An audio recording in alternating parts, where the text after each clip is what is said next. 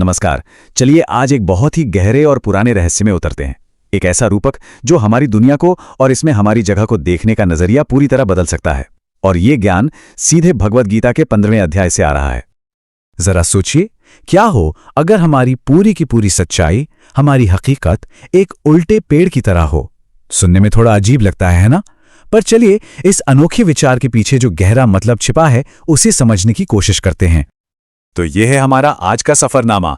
हम इस उल्टे पेड़ को समझेंगे, उसे काटने का औजार देखेंगे और फिर जानेंगे कि उस पार क्या है। तो चलिए इस खोज की शुरुआत करते हैं। तो चलिए इस रहस्य की पहली परत खोलते हैं। सबसे पहले हमें उस चुनौती को समझना होगा जिसमें हम सब कहीं ना कहीं उलझे हुए हैं। ये भौतिक दुनिया, ये सांसारिक जीवन। और इसे समझाने के लिए एक बहुत ही कमाल का प्रतीक इस्तेमाल किया गया है। इसे कहते हैं संसार वृक्ष। ये कोई मामूली पेड़ नहीं है, ये पूरे ब्रह्मांड का, इस भौतिक अस्तित्व का प्रतीक है। इसे अश्वत्थ भी कहा गया है, जिसका मतलब होता है जो कल तक भी नहीं रहेगा। मतलब ये हमेशा बदलता रहता है, एक पल के लिए भी स्थिर नहीं है। अब यहां बात थोड़ी दिलचस्प हो जाती है। इस पेड़ की जड़ें नीचे नहीं बल्कि ऊपर हैं। ये क्या दिखाता है? ये दिखाता है कि इस पूरी दुनिया का, इस पूरे अस्तित्व का जो असली स्रोत है वो भौतिक नहीं बल्कि आध्यात्मिक है।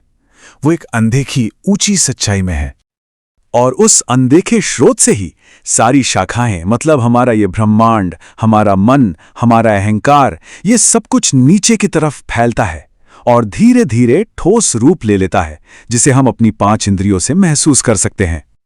और इस पेड़ के पत्ते क्या हैं? वो हैं वेद, यानी वो नियम, वो सिद्धांत जो इस संसार को चलाते हैं।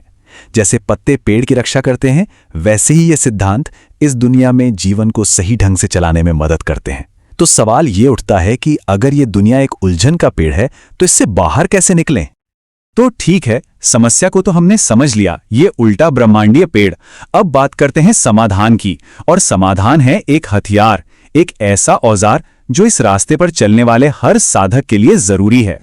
ये शक्तिशाली श्लोक पूरी कहानी में एक नया मोड़ लाता है।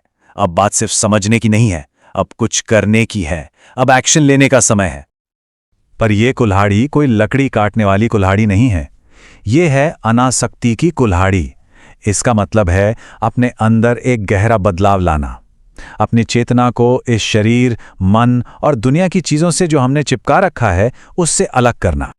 अच्छा, तो कुल्हाड़ी तो मिल गई, पर इसे चलाना कैसे है? ये अगला हिस्सा हमें यही बताता है। इसके लिए कुछ मानसिक और आध्यात्मिक अनुशासन, कुछ नियम बताए गए हैं। ये 5 कदम हैं, कह सकते हैं, जो हमें आजादी की तरफ ले जाते हैं। घमंड और मोह को छोड़ना, चीजों से जुड़ाव पर जीत हासिल करना, अपनी चेतना में टिके रहना, इच्छाओं से दूरी बनाना और सुख दुख जैसे जोड़ों से ऊपर उठना। अब हम बात करेंगे उस मंजिल की जहां ये रास्ता हमें ले जाता है। लेकिन याद रहे, ये कोई जगह नहीं है जहां हमें पहुंचना है। ये तो अस्तित्व की एक अवस्था है, एक एहसास है। और ये श्लोक हमें बताता है कि वो मंजिल कैसी है। वो एक ऐसी जगह है, एक ऐसी अवस्था है जिसे ना तो सूरज की रोशनी रोशन कर सकती है, ना चांद की और ना ही आग की। तो ये परम धाम क्या है? ये है शुद्ध चेतना की अवस्था। ये वो अंदरूनी प्रकाश है जिससे हम बाकी सब कुछ जानते हैं। अरे, सूरज की रोशनी को महसूस करने के लिए भी तो हमारे अंदर चेतना का प्रकाश होना जरूरी है ना? बस ये वही है। और जब कोई उस अवस्था को पा लेता है तो फिर वो इस संसार के पेड़ में, इस जन्म मृत्यु के चक्र में वापस नहीं लौटता। ये स्थायी मुक्ति है। चलिए अब इस पूरी चर्चा के क्लाइमैक्स पर आते हैं। वो सबसे गहरा रहस्य, वो परम ज्ञान जो हमें बताता है कि असल में वास्तविकता का स्वरूप क्या है। तो यहां बताया गया है कि हकीकत के 2 पहलू हैं। एक है क्षर, मतलब वो सब कुछ जो नाशवान है, जो बदलता रहता है, जैसे हमारा शरीर, ये पूरी दुनिया। और दूसरा है अक्षर, यानी वो जो अविनाशी है, जो कभी नहीं बदलता। ये हमारी आत्मा है, हमारी चेतना, जो इस सारे बदलाव को सिर्फ देखती है। तो क्या ये दोनों अलग अलग हैं? नहीं, इन दोनों से भी परे और इन दोनों को अपने अंदर समेटे हुए जो अंतिम सत्य है उसे पुरुषोत्तम कहा गया है। ये परम चेतना है। इसे एक बहुत ही आसान उदाहरण से समझते हैं।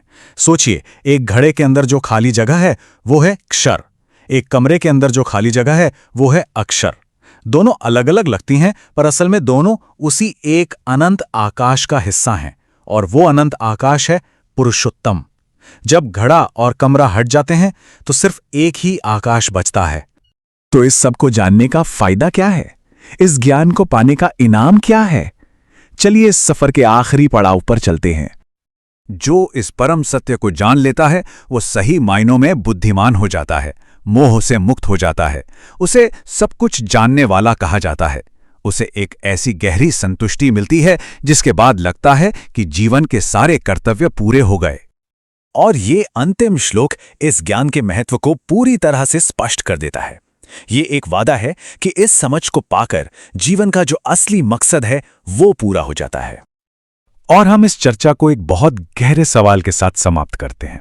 अगर इस ज्ञान को पा लेना ही सबसे बड़ा काम है, अगर इससे सारे कर्तव्य पूरे हो जाते हैं, तो फिर हम जो रोजमर्रा के काम करते हैं उन कर्मों का असली उद्देश्य क्या है? इस पर सोचिएगा जरूर।